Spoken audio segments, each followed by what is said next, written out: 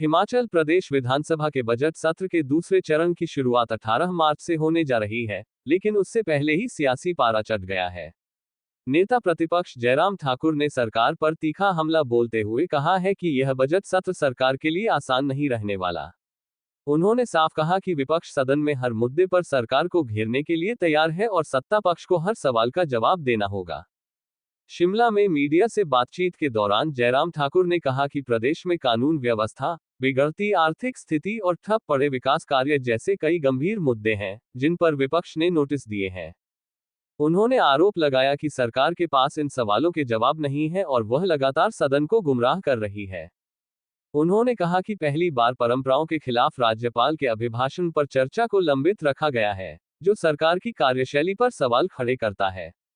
Bharatiya Janata party इन सभी मुद्दों को सदन में मजबूती से उठाएगी। जयराम ठाकुर ने आरोप लगाया कि प्रदेश में धारा 118 के नाम पर लोगों से ठगी हो रही है, उद्योगों का पलायन जारी है और कई संस्थान बंद हो चुके हैं। इसके साथ ही उन्होंने एंटी करप्शन ब्यूरो और विजिलेंस को आरटीआई के दायरे से बाहर करने के फैसले पर भी सवाल उठाए। उन्होंने कहा कि सूचना का अधिकार अधिनियम को पारदर्शिता के लिए लागू किया गया था, लेकिन अब सरकार इसे कमजोर कर रही है। कुल मिलाकर बजट सत्र में सत्ता और विपक्ष के बीच तीखी नोक-झोंक तय मानी जा रही है। पंजाब दस्तक के लिए सुरेंद्र राणा की रिपोर्ट। क्या करें क्या ना करें, इन सारी चीज़ों को लेकर के स्पष्टता नहीं हो पा रही है। कारण जो खासतौर से बड़ा मुद्दा है, वो मुद्दा है प्रदेश के सामने आर्थिक संकट है।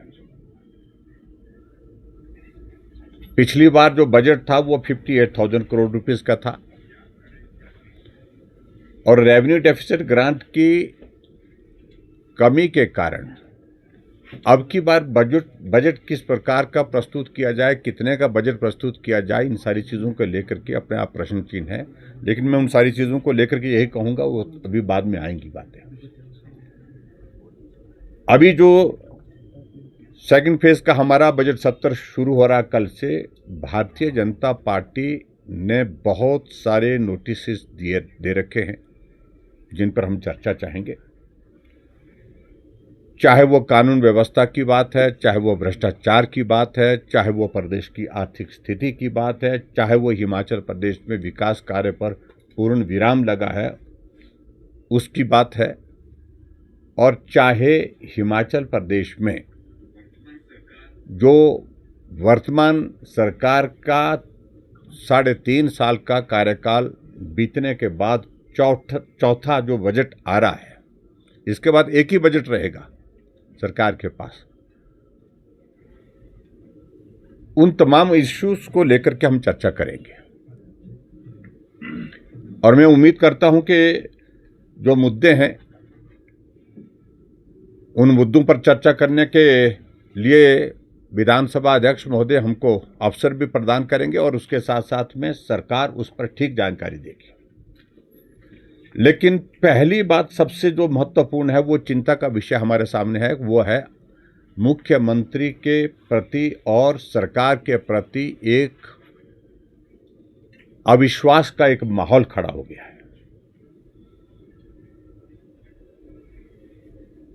पिछले 3 बजट की जो की हुई घोषणाएं वो पूरी तो होने की बात छोड़िए, लेकिन अभी तक उस पर काम भी शुरू नहीं हो पाया है।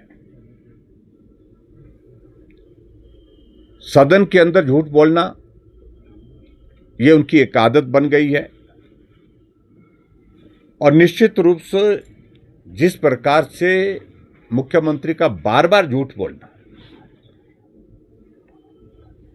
वो एक तरह का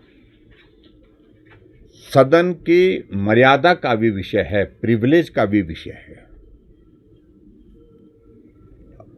हम एग्जामिन कर रहे हैं नियम के अनुसार उसमें क्या किया जा सकता है। एक नहीं अनेकों इस प्रकार की अनाउंसमेंट्स हाउस के अंदर की हुई, लेकिन उसके बावजूद भी पूरी नहीं हुई। इसलिए मैं कुल मिलाकर के सिर्फ इतना ही कहना चाहता हूं कि अब की बार ये बजट सत्र बहुत कठिनाई के दौर में से सत्ता पक्ष के लिए रहेगा,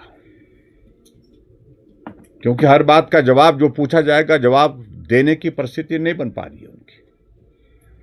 और ये आप मान करके चलिए जवाब उनके पास है भी नहीं। अवैध कट्टान हिमाचल प्रदेश में बहुत बड़ा मुद्दा आज की तारीख में बना पड़ा हुआ है। चाहे वो मंडी जिला के अंतर्गत धर्मपुर का विषय है, चाहे वो मंडी जिला के अलावा सिरमौर जिला का विषय है, और इसके अतिरिक्त और भी बहुत जगह इस प्रकार की घटनाएं हुई हैं अवैध कटान की। 118 पर खुलेआम बहुत बड़ा गिरोह जो है वो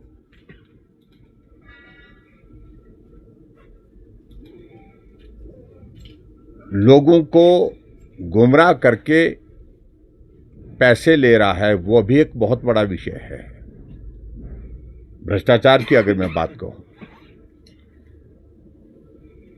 हिमाचल प्रदेश से इंडस्ट्री पलायन करके दूसरे राज्यों में निकल पड़ी है, और उसकी अगर पीड़ा उन जो हमारे उद्योगपति हैं उनसे पूछी जाए, उनकी जुबानी सुनी जाए, तो वो भी एक चिंता का विषय बना हुआ है। और उसके बाद 3.5 साल का कार्यकाल बीतने के बावजूद भी अभी भी हिमाचल प्रदेश में संस्थान बंद करने की प्रक्रिया चली हुई है। तो प्रश्न पैदा होता है कि काम कब करेंगे। और मुख्यमंत्री जी का बार बार एक बात को लेकर के जो आरोप लगाए जा रहे हैं, 3.5 साल के कार्यकाल के बाद जो आरोप लगाए जा रहे हैं पूर्व सरकार के ऊपर, और हम तो चाहेंगे उन सारी चीजों को लेकर के मुख्यमंत्री स्पष्ट करें।